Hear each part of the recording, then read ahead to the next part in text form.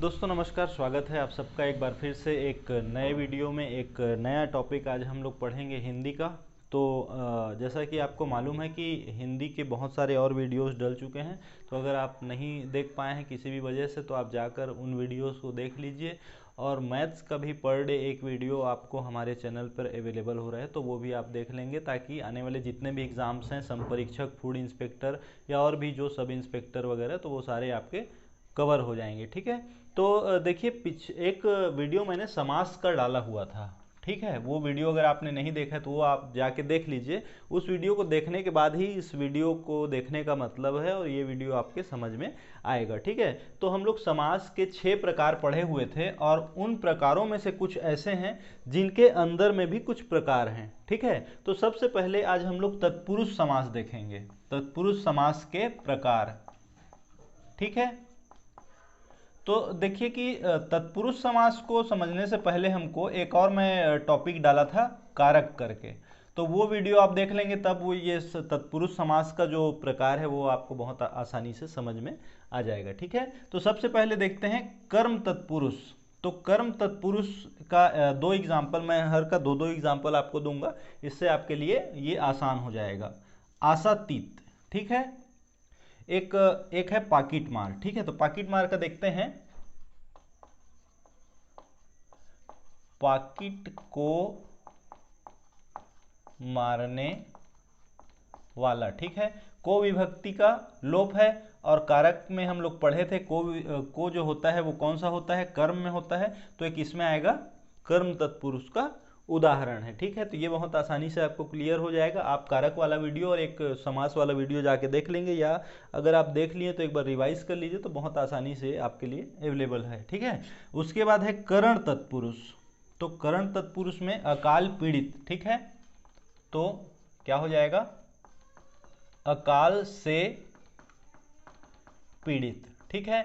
तो ये जो से विभक्ति है उसका लोप हो जाएगा, और हमने पढ़ा था कारक में कि कर्ता ने कर्म को करण से। ठीक है। तो से विभक्ति का यहाँ पर क्या है, लोप है, तो ये कौन सा तत्पुरुष है, करण तत्पुरुष। उसके बाद देखिए ईश्वर प्रदत्त। तो क्या हो जाएगा, ईश्वर के द्वारा प्रदत्त। ठीक है। तो ये के द्वारा भी किस में आता है, करण तत्पुरुष में आता है। ठीक है। उसके तीसरा देखेंगे संप्रदान तत्पुरुष। तो संप्रदान तत्पुरुष में देखिए गौशाला। ठीक है। तो क्या हो जाएगा, गौ के लिए शाला, ये हो जाएगा। यहां पर किसका लोप हो गया है, के लिए, और के लिए हम किस में लगाते हैं, संप्रदान में लगाते हैं। उसके बाद हथकड़ी। तो क्या हो जाएगा, हाथ के लिए या हाथों के लिए कड़ी। ठीक है। तो यहां पर फिर किसका लोप हो गया है, के लिए का। तो इससे हम आसानी से समझ सकते हैं कि किसका है, संप्रदान का, संप्रदान तत्पुरुष का उदाहरण है। अब देखिए चौथा नंबर है अपादान तत्पुरुष। ठीक है। तो ये क्या है, गुणहीन। तो गुण से हीन। अब यहां पर देखिए, यहां पर भी से आ रहा है। ठीक है। लेकिन ये जो से है वो अलग होने के भाव में आ रहा है। ठीक है। किस में आ रहा है, अलग होने के भाव में ये वाला जो से है वो आ रहा है। गुण से हीन, धर्म विमुख, धर्म से विमुख। ठीक है। तो एक इसका है अपादान का। अपादान में हम लोग पढ़े थे कि जहां पर अलगाव होने का भाव प्रदर्शित होता है वो किस में होता है, अपादान तत्पुरुष समास का ये उदाहरण है। उसके बाद देखेंगे संबंध तत्पुरुष। संबंध तत्पुरुष में संबंध का के की रा रे री वाला जो होता है उसका क्या हो जाता है, लोप हो जाता है। उदाहरण है उद्योगपति। तो क्या हो जाएगा,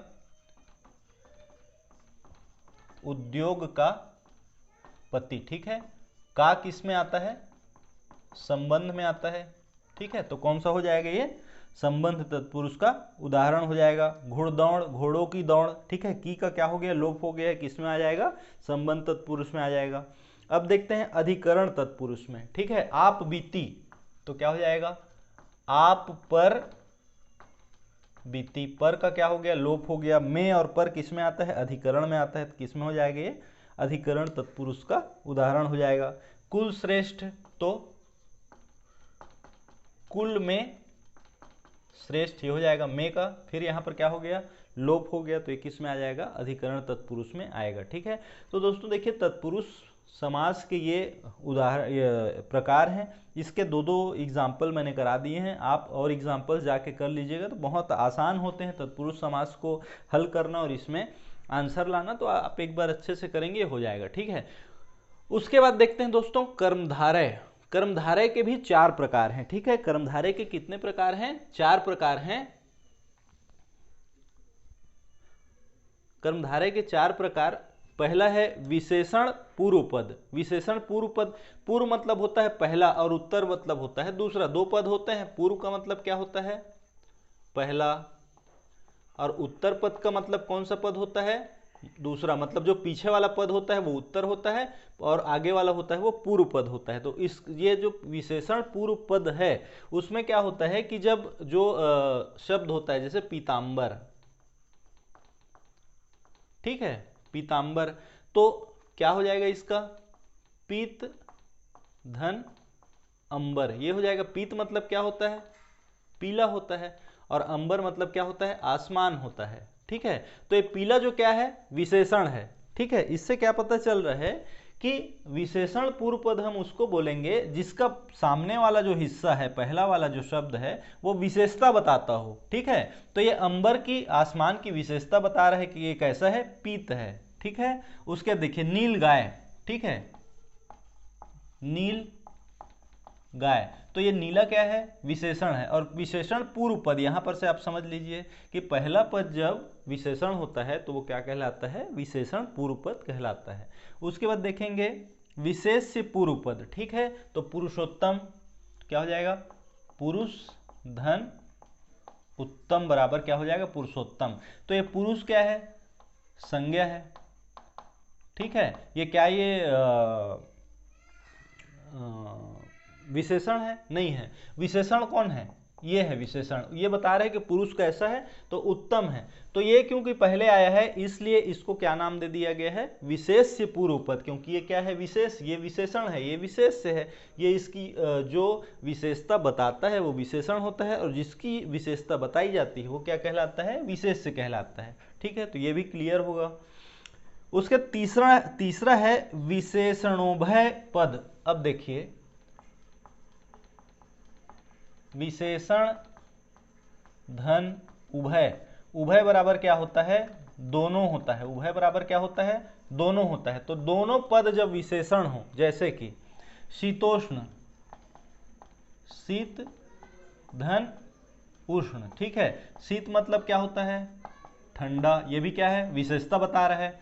उष्ण मतलब क्या होता है, गर्म, तो क्या बता रहा है, विशेषता बता रहा है। ये भी विशेषता है और ये भी विशेषता है, तो क्या हो गया, विशेषणोभय। और उभय क्या मतलब होता है, दोनों। तो मतलब दोनों पद जब क्या हो, विशेषता बताते हो, तो वो क्या कहलाएगा, विशेषणोभय पद कहलाएगा। एकदम अच्छे से करिएगा, इसमें कंफ्यूज मत होइए, ये आने वाला है। ठीक है, इसमें सीधा साधा, भला बुरा, लाल पीला, मोटा ताजा, हरा भरा, ये सब इसके उदाहरण हैं। ठीक है, उसके बाद इसका ठीक उल्टा विशेष्योभय है। ठीक है, विशेष्योभय, जैसे इसमें दोनों पद क्या थे, विशेषण थे, वैसे ही अब इसमें जो दोनों पद आएंगे वो दोनों के दोनों क्या होंगे, विशेष से होंगे। उदाहरण देखते हैं, नर सिंह, नर और सिंह।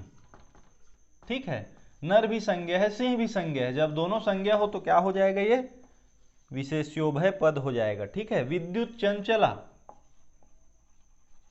विद्युत और क्या हो गया, चंचला। ठीक है, तो कोई भी विशेषता बता रहा है क्या, नहीं बता रहा है। मतलब ये दोनों के दोनों क्या हैं, विशेष से हैं, तो ये क्या हो जाएगा, विशेष्योभय पद हो जाएगा। ठीक है, तो आसानी से समझ लेते हैं कि पहला पद जब विशेषण होता है, विशेषता बताने वाला होता है, तो विशेषण पूर्व पद कहलाता है। जब पहला पद जो है विशेष से होता है और जो विशेषण होता है वो पीछे लगा होता है, तो विशेष से पूर्व पद कहलाता है।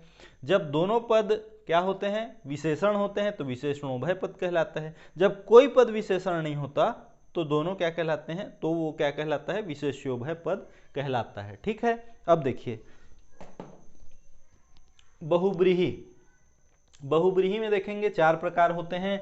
समानाधिकरण बहुब्रीहि होता है, व्यधिकरण बहुब्रीहि होता है, तुल्य योग बहुव्रीहि होता है और व्यतिहार बहुव्रीहि होता है। ठीक है, इसका उदाहरण है शूल पाणी। अब देखिए जो समानाधिकरण बहुव्रीहि होता है इसकी विभक्तियां एक जैसी होती हैं। ठीक है, जैसे वीणा, पाणी और दशमुख।